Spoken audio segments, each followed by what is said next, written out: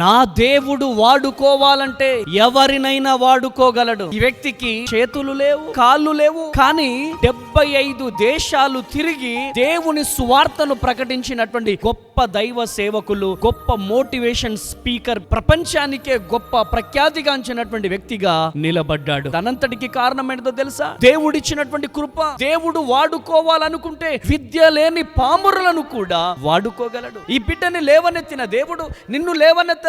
అని ఒకటే ఏంటి తెలుసా? ఆయనకి ఉన్నదేంటి, మనకు లేనిదేంటిదంటే ఆయనకు దేవుని కొరకు బ్రతకాలని ఒక ఆశ ఉంది. దేవుని సువార్తను ప్రకటించాలని ఒక ఆశ ఉంది. మనకు తిన్నామా, పడుకున్నామా, తెల్లారిందా, అంతే. ఆయనలో ఉన్నటువంటి ఆశను బట్టి దేవుడు ఆయనను గొప్ప సువార్తికునిగా లేవనెత్తాడు. నీలో ఉన్నటువంటి దరిద్రతను బట్టి దేవుడు నిన్ను ఈ స్థితిలో ఉంచాడు. ఈ రోజు ఈ బిడ్డని లేవనెత్తిన దేవుడు నిన్ను కూడా లేవనెత్తడానికి నా దేవుడు సమర్థుడు.